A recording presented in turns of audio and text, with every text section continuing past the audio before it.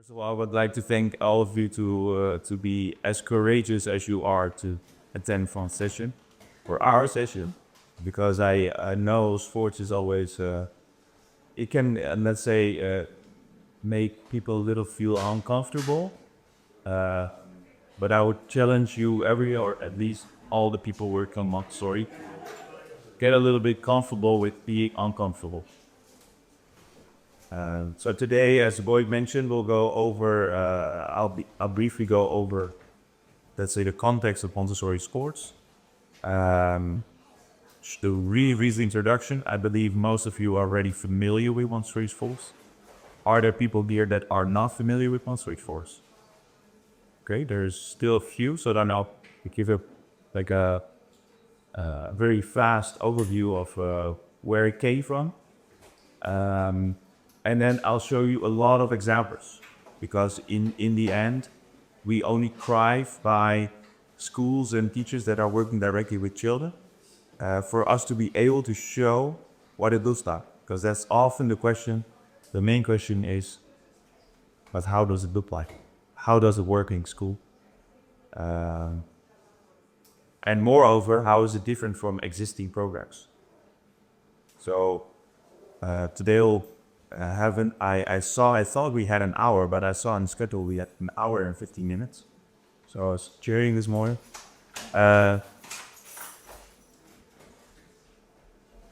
Humble as we are, I'd like to compare ourselves to the Beatles. Just to be clear, we are here on the right. You can see our team. It's Ruben, who is already near for, let's say, 14 years ago was his first AGM. So he's been around a while. For me, it's my 9th time to be here. Then we had Hip in the back, who just came in. He's also there. And then later on, we'll also introduce you to our 4th people, and that's Anne. And we have a team of very diverse people, diverse backgrounds, but we complement each other, and I would like to see it as that the whole is bigger than the sum of the parts. And that was the same of the Beatles. So this is our core team, through which we are working hard to spread Montessori Sports across the globe. How it all started with this little boy. A little bit more than 20 years ago. He was a talented football player, or soccer as you call it in the United States.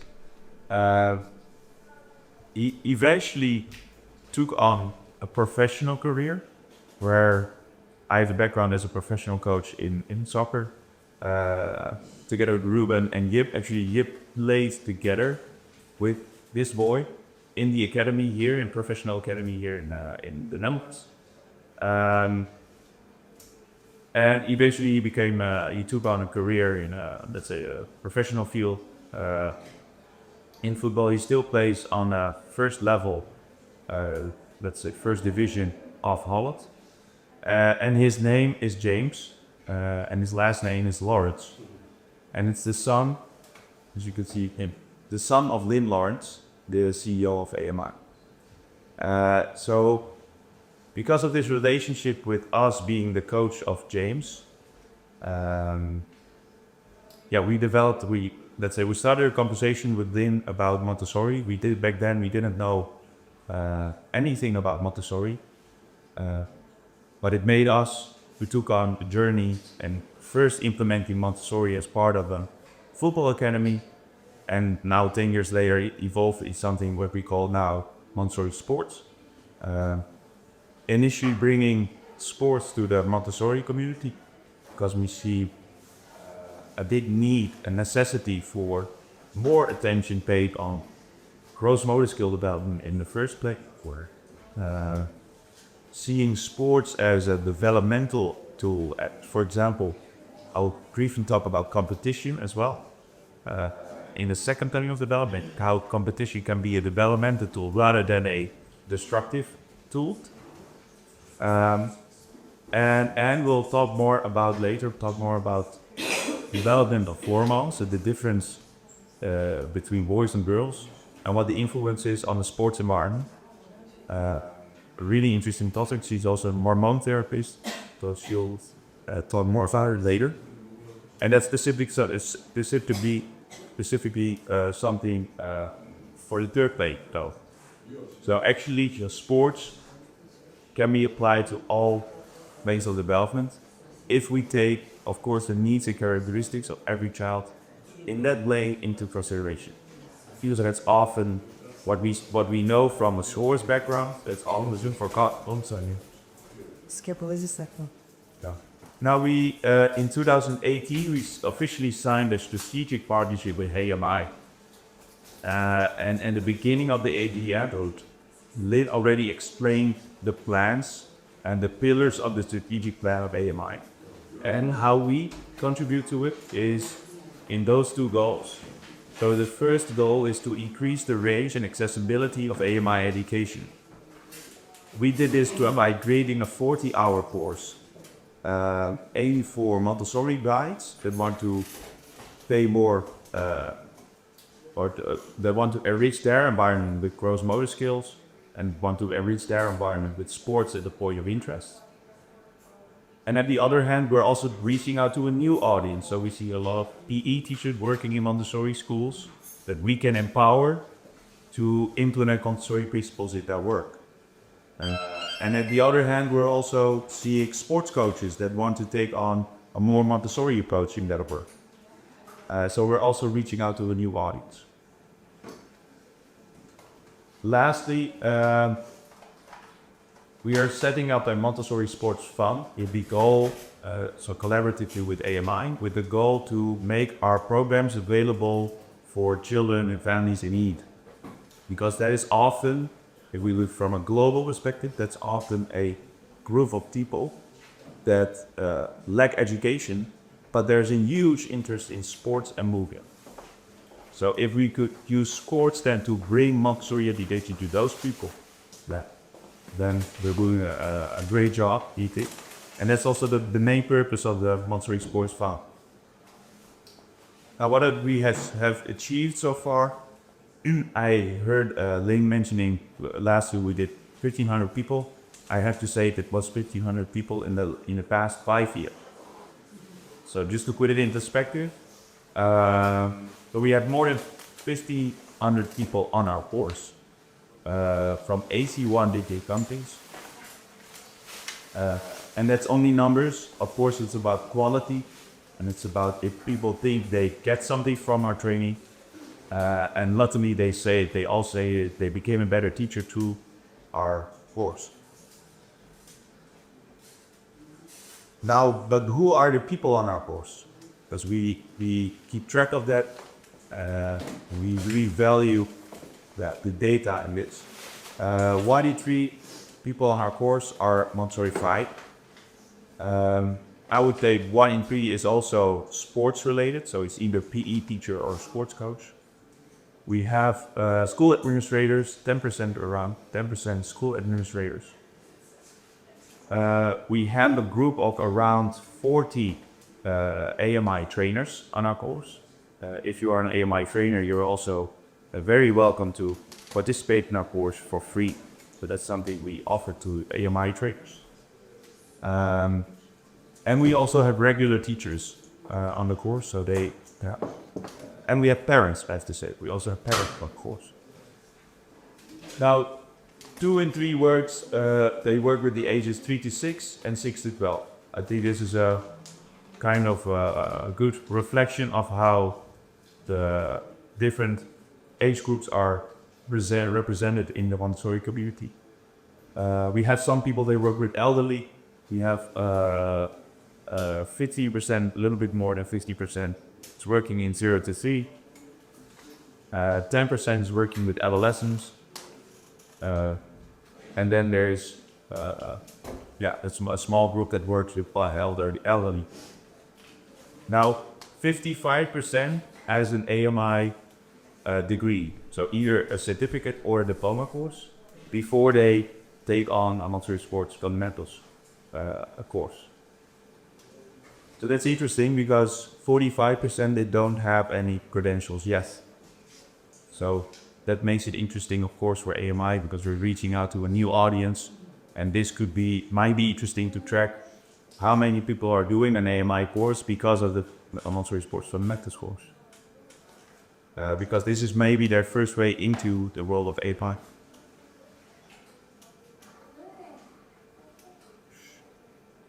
Then since February, we have launched a school mentoring program, because after 5 years, we found that when doing the training, it's a nice start, but people, let's say adults, often need continuous support to help them on the implementation of the work.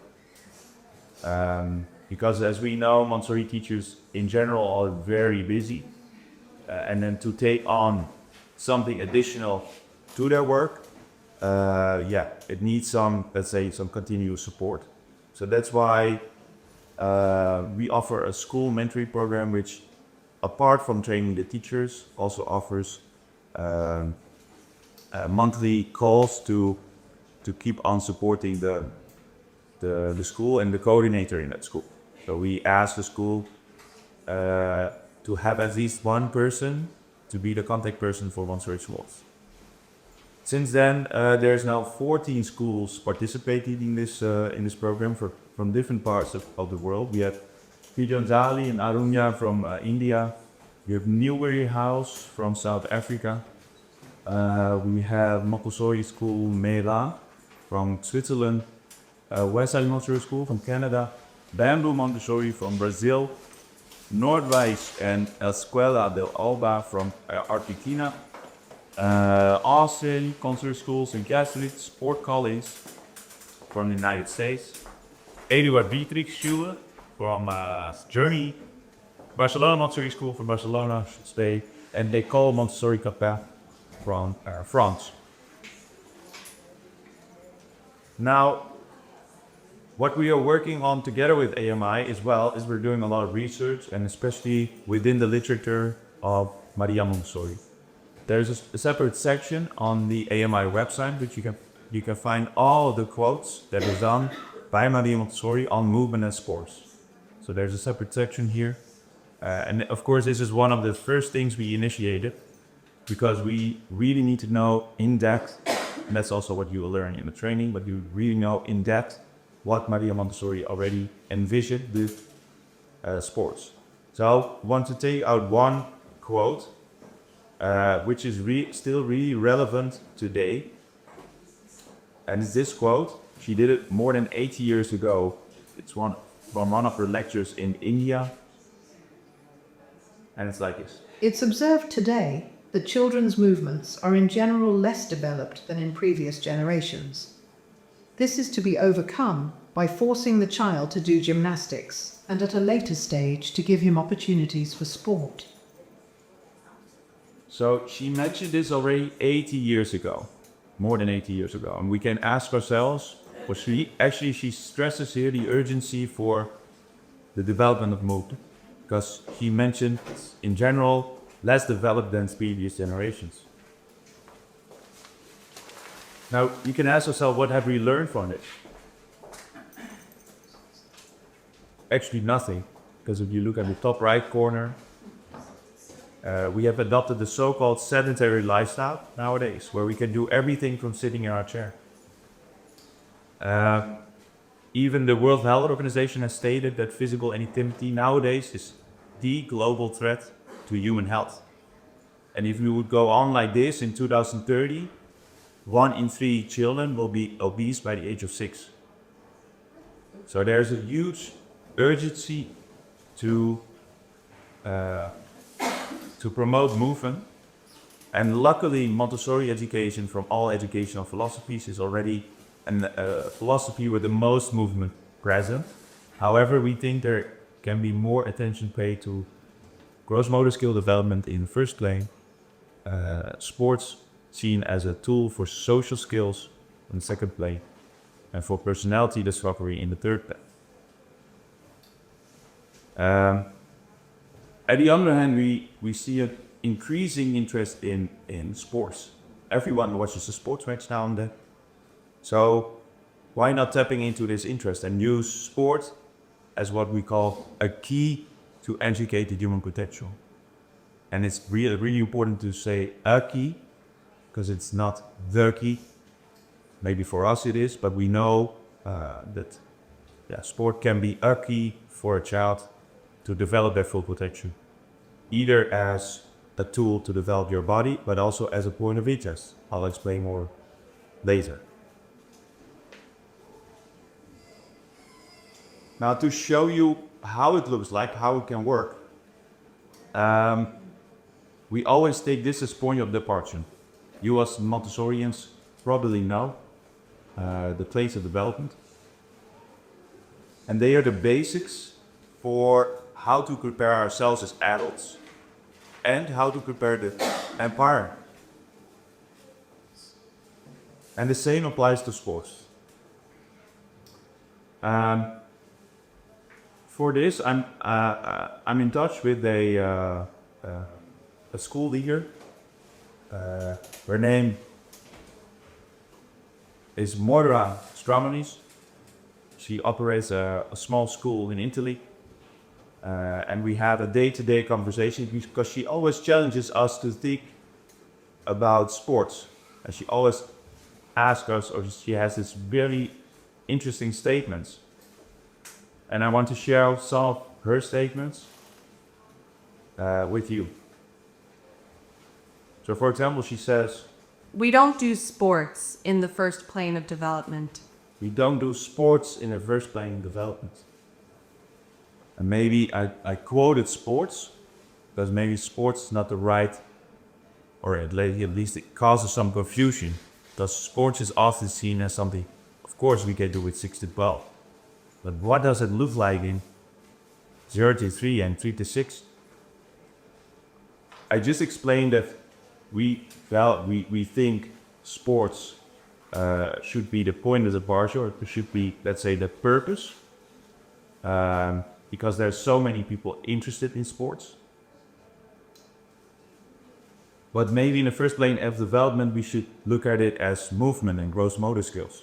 I already mentioned this before. So this is some explanation we have to do. So let's look at the first plane of development. The needs and characteristics of a child in first plane of development is that they are driven by the tendency of self-perfection to physical independence. They need to take in all of these skills, essentially, to be able to survive in nature. So they need to develop their full body. As you can see here, this is within a time frame of a year, how rapid this movement development is happening. Now I want to introduce you to a little boy. He is here as well. His name is Frankie. And this was Frankie when he was, I think he was 5 months, something like that, 5 or 6 months. And I want you to mention something about the ball, because the ball, you can see it as, let's say, superficial. It's a ball, play football, to win a game of football, or something like the other side like that. But actually the ball is a tool for development. So we see it as a tool for development. Now, when you want to, for example, interact with the ball, I don't know if there's a ball here. There's no ball, there's a Montessori environment here, there's no ball. Maybe there's one there, maybe, can you check? Yeah, check. But I can explain, before you're able to interact with the ball, what is the first thing you need to develop? Before actually interacting with the ball. Touch it. Yes, coordination, See. to see it, yes, of course. So we need to develop our sight first. And if we then, what do you know about the development of your sight? How does it progress? What is the first two? That's the parts. Yes. So Near. sorry. Near. Yeah, near. Yeah. So that. Yeah, that. And black and white. So if you look at the ball, it shows black and white. And because of the let's say the dots or the hexagons on the ball, the child is able to perceive it's a ball shape. And it will also see how fast the ball will roll when it rolls. And therefore, he's able eventually to interact with the ball, for example, to throw and catch a ball. So all of this development is taking place, and I kind of came to this realization when I became a dad 3 years ago. But it was really interesting to see. So I just played with Frankie in the garden. He wasn't able to interact with the ball, but he was able to follow the ball. You could see his head.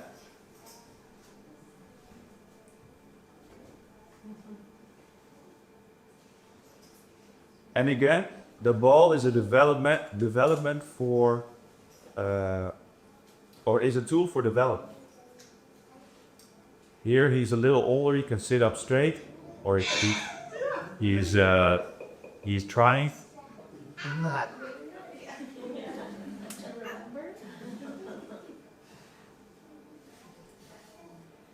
But think about the development of your core stability. Nowadays, I talk to a lot of Montessori guides, and they all say, especially when working in, let's say, beginning of elementary, children, they have troubles with writing, troubles with concentration. But if we know that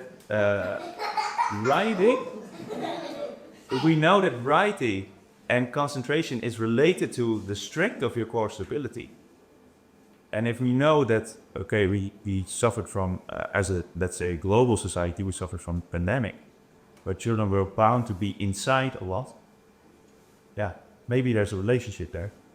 And maybe we need to work more on laying the foundation already at the early ages. And again, a ball, easy, simple as it is, but the best solutions are always simple, is a perfect tool to develop this. It is also the first object a child can manipulate, a ball object. That's why he will also feel interested, because it's the first tool to develop a sense of autonomy. I can influence my environment. And later on, when he gets to around 1 year, he was able to, because of the ball, he wants to carry it. But if he carries the ball, of course, he will also learn how to carry a tray or how to carry a glass of water.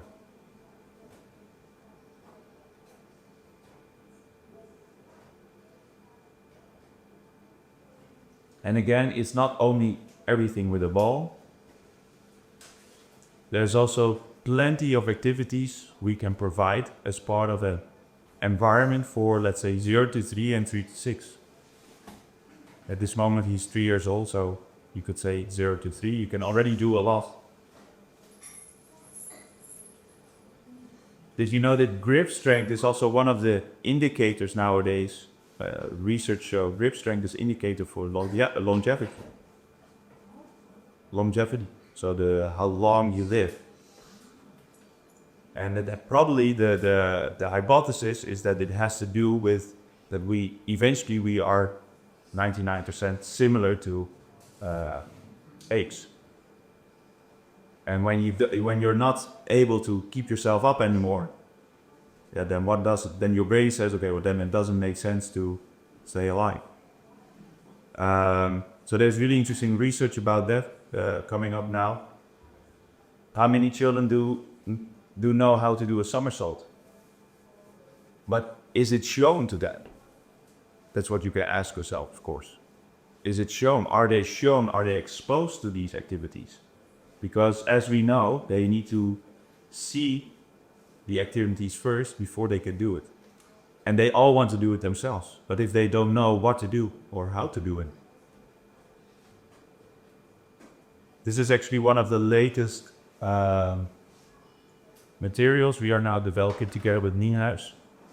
So apart from that we provide training, we're also developing a line of materials with Nienhuis.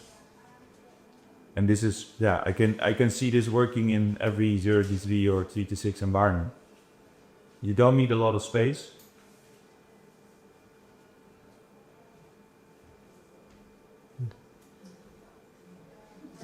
And you can see the joy when he's accomplished it. For this, I want to end with a quote. So this question from Moira about can we do sports? We don't do sports as part of the first plane. Well, actually, you should, and I think it should be key over there. We, ourselves, have these cycles of activity without a useful purpose. English sport is like this, as it seems to serve no useful external aim. Sport is not played merely for the sake of competition. It is an exercise. We must give the child opportunities for this kind of play instead of useless play. Just as we have to prepare a special environment for sport, like a tennis court if we are to play tennis, the child must be given the means for this kind of exercise which is necessary for his life. It is essential that the small child has the opportunity for movement. The purpose behind this cycle of activity is not only to become strong, but also to acquire ability. The purpose of sport is to make us stronger and more able.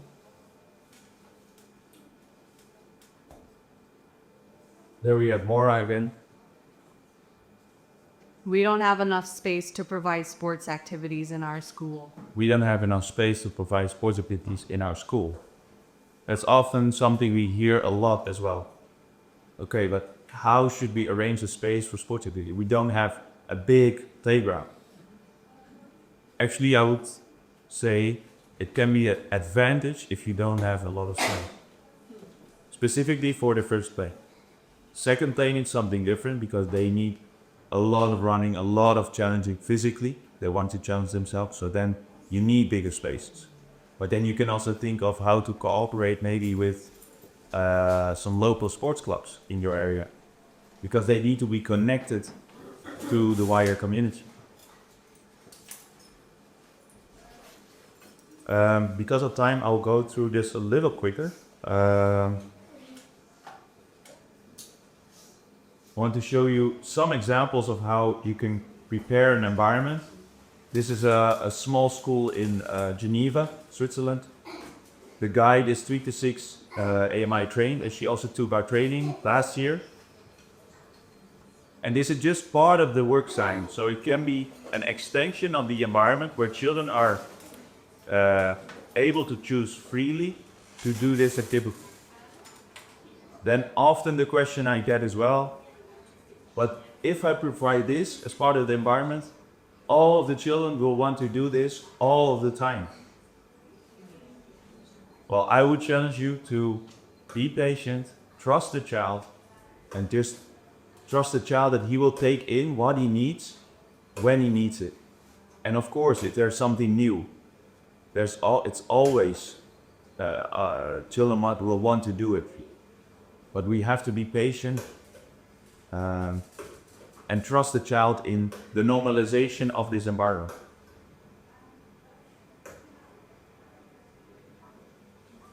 And again, this is a really narrow space. You can also think of it as your hallway, maybe. So a hallway can be a perfect environment for providing these kind of activities as well. Here's another example. This was from a school in Shanghai.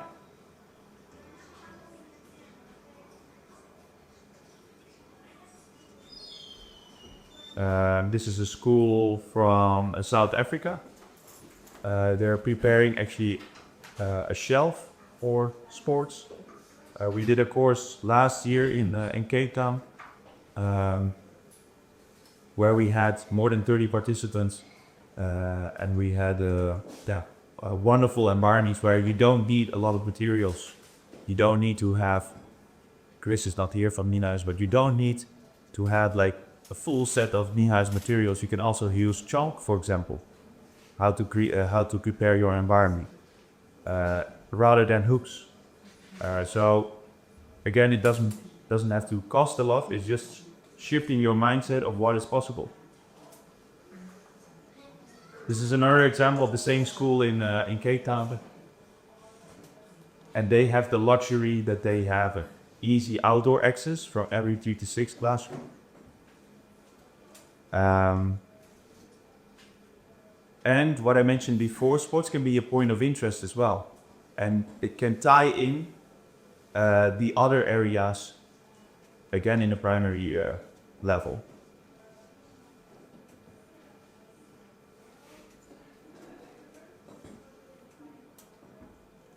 So this is an example of one of our course students from the Philippines. Also last year we did a course there.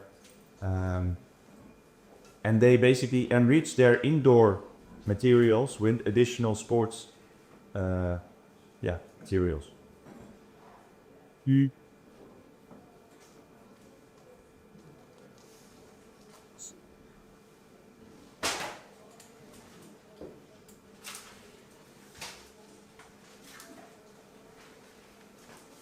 Okay, then the last challenge she provided to me, or to us, is this one. Every time when doing sports with my elementary children, they are getting so competitive. Okay, we can relate to this. Elementary children providing sports, they're getting so competitive. But if we trust the child and we look at it, let's say we follow the child, then it also shows us something. It shows us that there's development needed. There's grace and courtesy needed. There's discussion needed about what is competition, how to compete.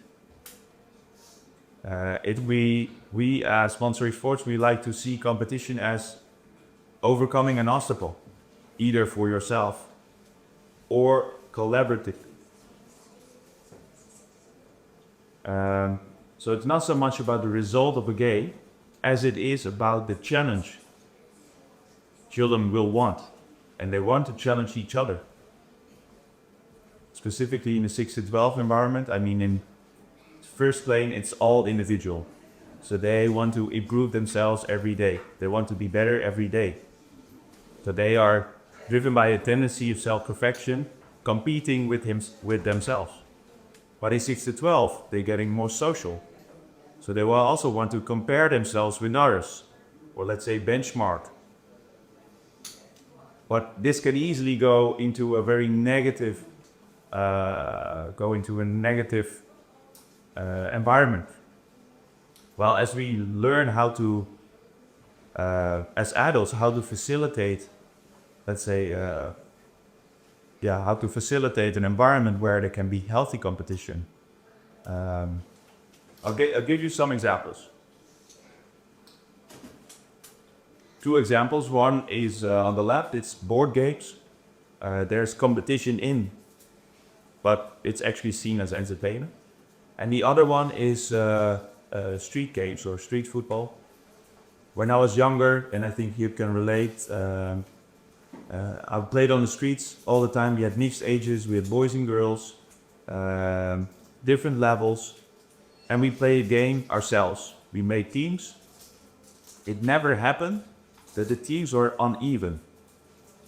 Or let's say it never happened that the score went to 0 to 10. Because by a score of 0 to 3, we were like, okay, maybe we should switch teams a little bit, make it more even, make it more fair, because that's more fun. So if we then, and you can ask yourself, what is the influence of the adult in this environment? It's almost nothing, right? It's very limited.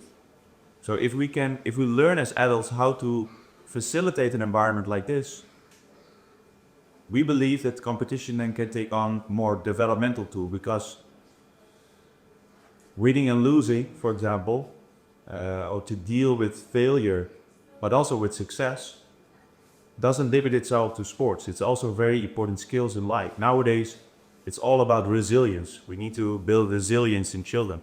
Well, we think sports can be the perfect tool, perfect environment to build resilience. in a very playful way, very harmless. So then it will be more about collaboration rather than competition. When we're playing, let's say, one against one tennis, I can see it as I need to win and you need to lose, or I can see it as let's try to improve each other. So then it becomes collaboration rather than competition.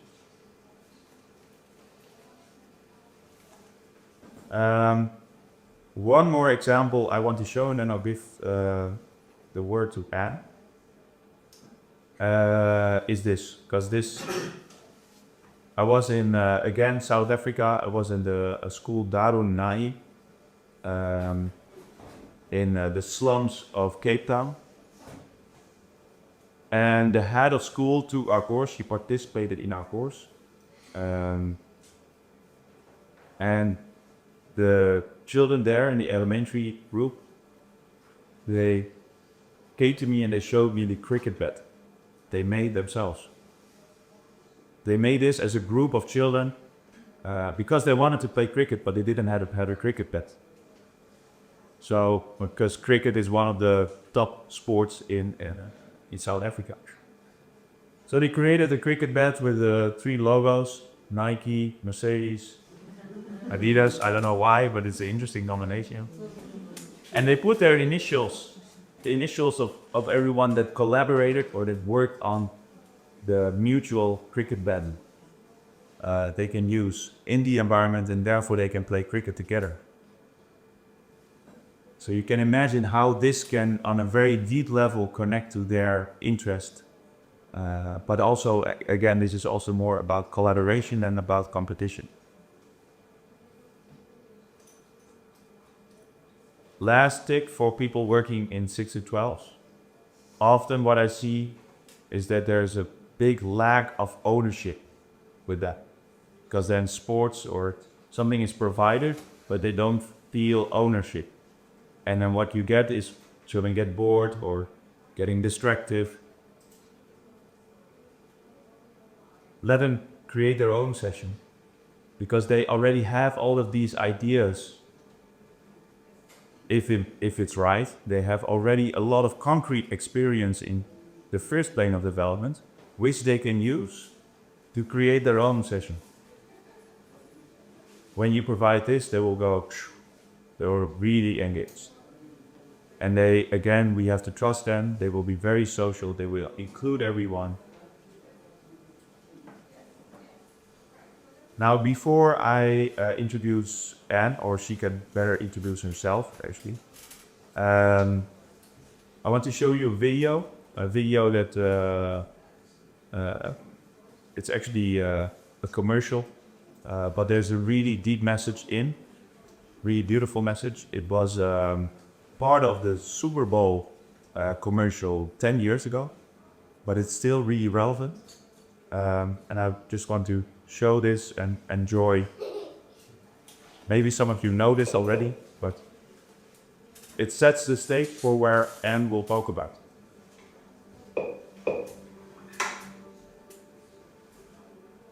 Hi, Aaron. Hi. Okay, so I'm gonna just give you some actions to do. I just do the first thing that comes to mind. Show me what it looks like to run like a girl.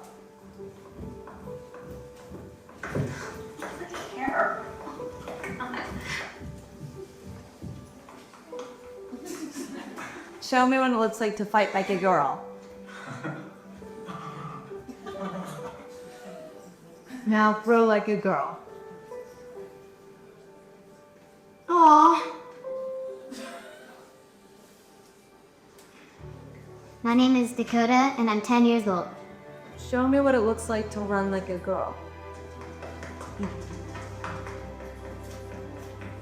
Throw like a girl. To fight like a girl. What does it mean to you when I say run like a girl? It means run fast as you can. So do you think you just insulted your sister? No. I mean, yeah, insulted girls, but not my sister. Is like a girl a good thing? Actually, don't go water for me if it's a bad thing or a good thing. sounds like a bad thing. It sounds like you're trying to humiliate someone. So was there in that vulnerable time between 10 and 12, how do you think it affects them when somebody uses like a girl as an insult? I think it definitely drops their self-confidence and really puts them down because during that time, they're already trying to figure themselves out.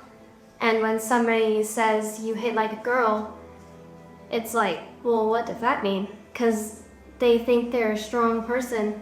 It's kind of like telling them that they're weak and they're not as good as them. And what advice do you have to young girls who are told they run like a girl, kick like a girl, hit like a girl, swim like a girl? Keep doing it because it's working. If somebody else says that running like a girl or kicking like a girl or shooting like a girl is something that you shouldn't be doing, that's their problem. Because if you're still scoring and you're still getting through ball on time and you're still being first, you're doing it right. Doesn't matter what they say. I mean, yes, I kick like a girl and I swim like a girl and I walk like a girl and I wake up in the morning like a girl because I am a girl. And that's not something that I should be ashamed of. So I'm gonna do it anyway. That's what they should do. If I asked you to run like a girl now, would you do it differently? I would run like my son. You like a chance to read it?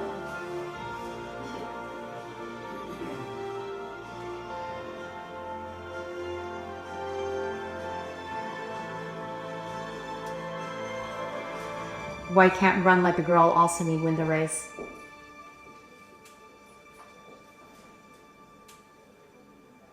Just. What did you think about that?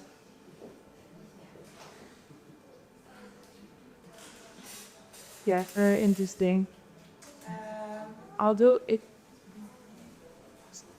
quick presentation about myself with introduction. I'm Bavelaar. I've been a professional athlete in modern pentathlon. That's swimming, fencing, horseback riding, shooting, and running in one day.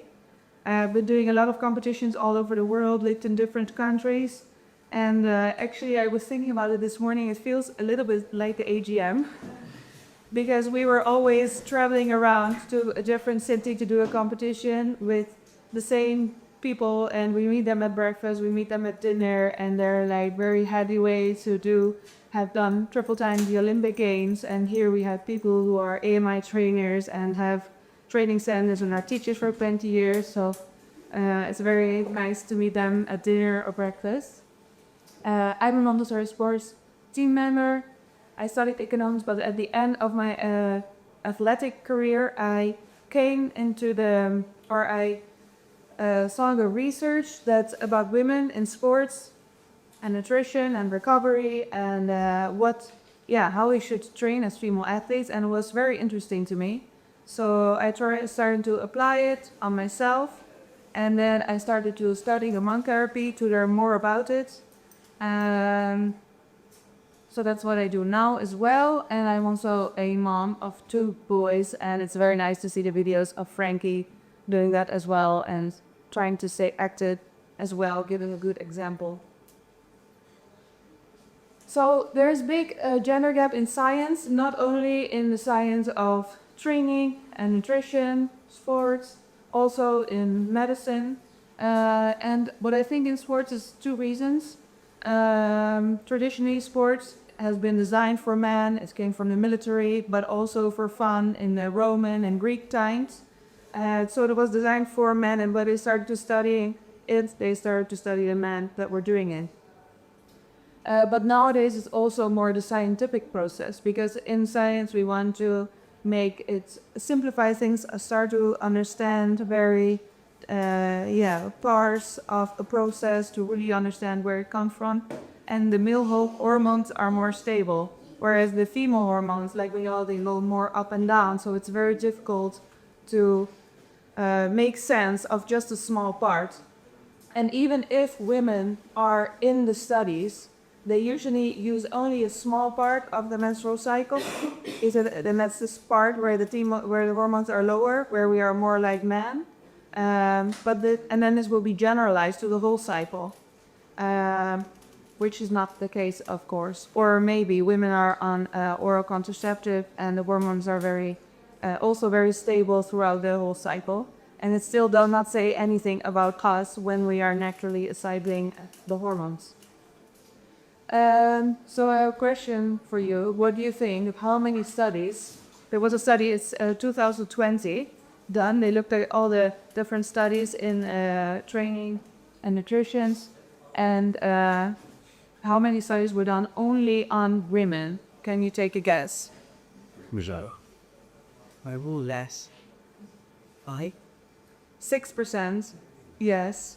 So only 6% of the studies is done only on women. 34% on women and or there are women, but also men included. 36% is part of that. And then, like I said, a big part of that research is done on only a specific phase in the menstrual cycle, or women are on hormone perceptive. So it's still, even the 6% is still not representative of a natural cycling female. And they basically just generalize the research done on men, on women. They think it applies to where like men, just a little bit smaller, weaker maybe. And of course this is not the case, but nowadays there's more and more science coming out that has been done on women, on girls, and I think the girls deserve research that is based on them to help us also train with the latest research and with the the findings that we have come out with. So we're gonna be talking about puberty, the third wave of development. And to start off with that, what is puberty? What are hormones? Yeah, so hormones are the body's chemical messengers. They travel in our bloodstream or are made by the organs. And they work slowly, chemicals will work quickly, and they affect a lot of things. So for example, they affect growth and development, metabolism, how your body gets energy from the foods that you eat. They affect sexual function, reproduction, your mood, your brain. And so in puberty, children go from child to slowly transforming into adulthood, and they have, become able to have children. We know that girls start puberty when they are between 8 and 13, sometimes as early as 7. And boys a little bit later, between 9 and 14. We don't really know why girls start puberty earlier, but we do know that external factors have influence, for example, stress. And now all these physical changes, they have impact on the body and also on sport, on the child. So I will walk through a few changes that also then have an effect in sports on how we can help the girls deal with this. So first of all, growth spurt. So during puberty, we experience a growth spurt, average 15. So girls are more 15%, boys are on the 18% upper adult high, and this will mean they will experience growth pains. And what's very interesting is that the girls, their bones will become first longer, and then the bone mineral density will increase. So when they are growing, the bone mineral density will go down because the bones are longer, but they are not filled. Whereas boys, the bones first become wider and they are filled with bone mineral density, and then they become longer. So they don't have the same problem. And this is where girls then have a higher risk when they are growing to break a bone. And they also experience imbalance in strength and flexibility because the bone grows, but the tendons and the muscles, they don't grow at the same rate. So we are basically in a phase where the body is readjusting, and this has an effect on how a girl is moving, how she's feeling in her body, and we as trainers can help the girls to understand this. Then we have some weight changes and body changes. So the muscles and fat will be distributed differently. We know in boys, active boys, they will become thinner, faster, stronger, more muscular.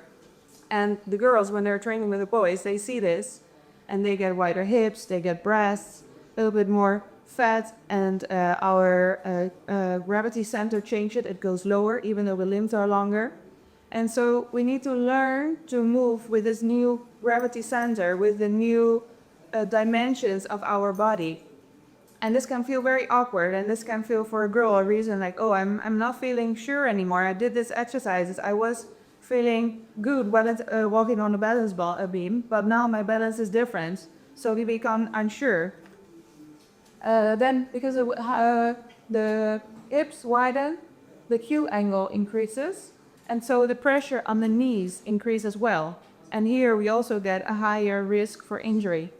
So when we train and we work with these girls to work on functional mobility and basically relearn how to walk, how to run, how to jump, how to turn, this injury lowers again because they use the correct movements. But if we let them do a lot of sports without reteaching them, because of the pressure, there is again higher risk for injury.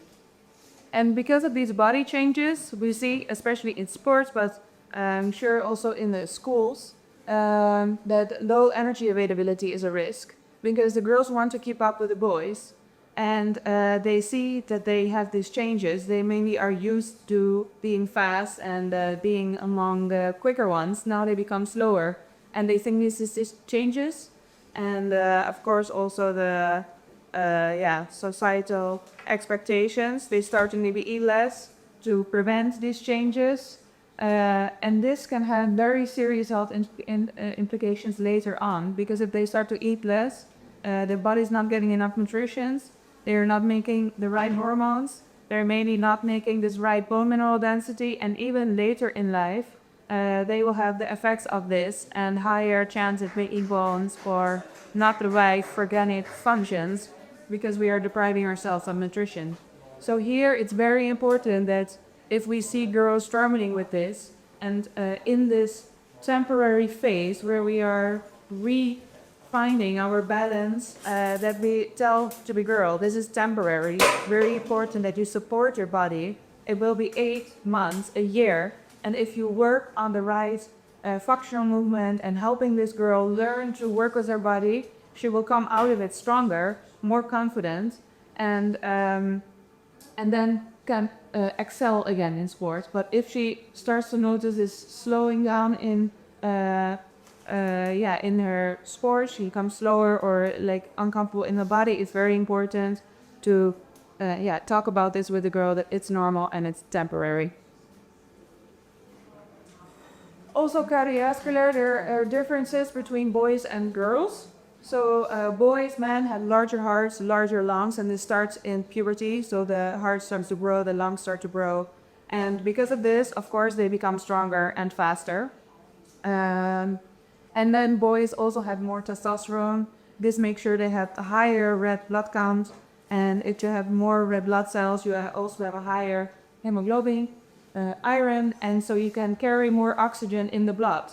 And then because you have more oxygen, you are also able to go longer and faster.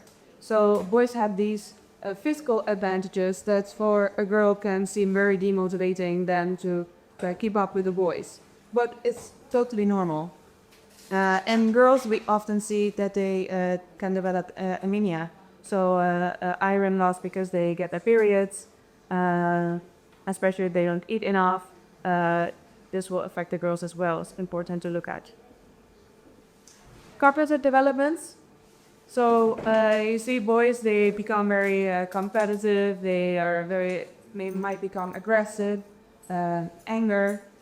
But this is also physically very normal. The rise in testosterone, and they get this flush of testosterone that they need to learn with as well. It's flushing the brain. So for them, this is something that's completely normal, and it just needs to stabilize after puberty, and they need to learn to work with this. For girls, like I said, they might become a little bit more conscious of their body. They are earlier ready to understand context strategies. So, for example, here you can take a step back, and instead of doing lots of sports work, like I said before, on the functional movement, to relearn those movement patterns, but also to take them in and to explain them the training strategies that you are doing, so that they are competent also taken in this process. We also see that the boys, they continue to develop their motor skills, like a big part at least until they are 17. And with girls, it's finished more at the onset of puberty. And the reason of this is also because they start to move less, so they get less opportunity. And this is because, you see, I don't want to play with the boys, and maybe they see a few girls doing that, and the other girls also, okay, so we don't play with the boys anymore. We are sitting more still, so we don't get this opportunity. And instead, it's important that also the girls, they stay moving and stay developing these motor skills. Like I said, it's important to talk to the girls and maybe involve them in the strategies. So, how can we help girls to keep going their sports, especially in puberty? So just addressing what's going on. It's not only you're getting your period, you're in puberty, that's it. There are a lot more physiological changes that happen way before the girl gets her first period. And so it's very useful just to speak with the girl what's going on. Like I said, focus on functional movement, reteaching how to move, how to jump, how to turn, how to run. Do a good warming up, because to lower the chance of injury, especially with the view angle and the pressure on the knees. Focus on sleep and recovery from stress, because it's not only all the external factors that stress, but also the internal factors from puberty. So the endocrine system, the bone changes, the muscular changes. Don't be the church. Like I said, there are also a lot of internal stressors from puberty. All the new hormones and all these growth processes, and they needed to recover from this. And it's very important. Helping with nutrition, especially when you see that a girl is struggling with this new body and she wants to try to get control by limiting her nutrition. It's important to help her, and that nutrition is something good that can help the body and nutrients the body, and you need it. And mentally involve their whole strategies and planning, and remind them that it's only temporary. So if they come out of it at the other end after a year, they will come out of it stronger, feeling more confident, and then really start to progress again because they mastered this new body, got used to it. I want to share a strength with you. It's not perfect, but I thought it was interesting because there's a lot of study done about physical movement and the effect on academic performance, but there's not so much done where the hormones are taken into consideration. So in this study, they evaluated physical activity and stress-related hormones and their association to academic achievements. And this was done on 150 school adolescents from 12 to 18 years. I think 60% of them were boys. And the physical activity of the participants was assessed in relation to the time spent performing in various activities. And at the end of the year, they took academic grades. They took the saliva to test their cortisol hormones. They did it 3 years before the end, so there was no anxiety for exams in the saliva. And what they found out, that there was a positive relation with serotonin and physical activity scores. So serotonin is more like the positive hormone, let's say, it helps development. And negatively related with BMI and salivary cortisol. And we saw that the children who did sports, they had lower cortisol, lower stress hormones. They were able to work through the stress hormone quicker, metabolize it quicker, and therefore then also have higher academic performance. So the scores helped with metabolizing the stress, where we have external but also internal, like I said. Yeah, that was my part. Okay, well, Rick, thanks, and yeah, first.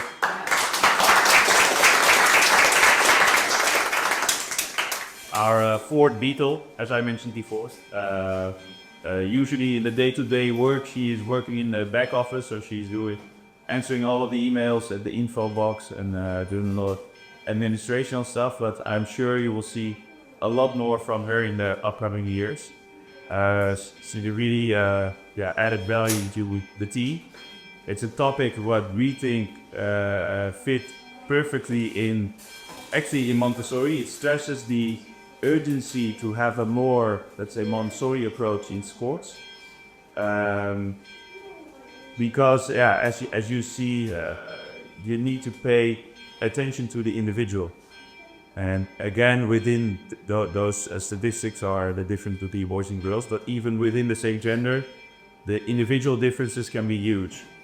And therefore, what we see from a sports point of view, we always see a very high dropout rate during adolescence. I think it's like 1 in 2 drops out of the sports, which is a shame, of course, because it's a very helpful developmental tool. I briefly want to share this. This is the school in Buenos Aires where we work with. Now 3 years ago, we started working with that. At first, the adolescent program didn't like PE at all. But what we introduced is a so-called individual development plan, personal development plan. Because as you know, children in the adolescent phase, they echo very much with children in the first place. But we tend to forget that. And therefore the workload is too high, and they get stressed and they would suffer all of these consequences. But if we pay more individual attention to them, they will feel more engaged, more valued. And so they start working in smaller groups, and everyone started working on their own personal development plan. And since then, they're really engaged in sports and PE, and specifically in volleyball. Another example I want to show, the last one, and this is again the school in Cape Town, New Weir House Montessori School, beautiful school in the Stellenbosch area, built against the hill. And one of the activities the adolescent community wanted to do was mountain biking, but there were no mountain bike trails, so they created their own. And it was not only that they created their own, but they also started to rent it out to third parties. So think about the economic aspect of it as well, and also some entrepreneurship here. So again, a really nice example of another adolescent program in relationship to sports. Then at the end, and then maybe there are some questions. I just want to briefly give you an overview of what we do. We provide a training. Last year we organized our first Montessori Sports Summit. So we're also organizing our own conference. It will be this summer again here in the Netherlands, in Amsterdam. And the goal is to connect people across the globe that want to bridge the gap between Montessori and sports. And talk about it. This year's theme, Anne will talk there as well. She will have a keynote, so she will elaborate more on her topic. But this year's theme is about creating level playing fields, because that's in the end our purpose as well, is to create equal opportunities developmentally in sports, both in schools but also outside the school. We launched the school mentoring program. You have questions, just let us know. And this year we organized our first international summer camp, again here in the Netherlands, for children. And that's we see that as let's say a community event for faculties that are at the schools we are working with, but it's also a really nice platform to invite our graduates to be active and to work alongside us during those moments. This is a little bit about the training. So we provide a 40-hour course. There's 3 different formats. One is self-paced. People can register right away on our website if they want. There's only a Zoom session at the end. There's an online format which we organize together with the training center or affiliate. There's additional Zoom sessions in between the e-learning. And there's a blended format which we are also organizing together with training centers. And added to that is of course because Blended it's in person. So usually it's a 2-day in person workshop. We finish the course over a weekend, for example, and it's always at the end of the course because we think it's really important to first get an idea of the theory and to do some practice and then finish the course on studying. We have now we're doing that 8 different languages. Portuguese is our latest language. As I mentioned, we are developing materials at Niehuis. There's a new website, by the way, through which you can order easier some materials. And I want to end with this video.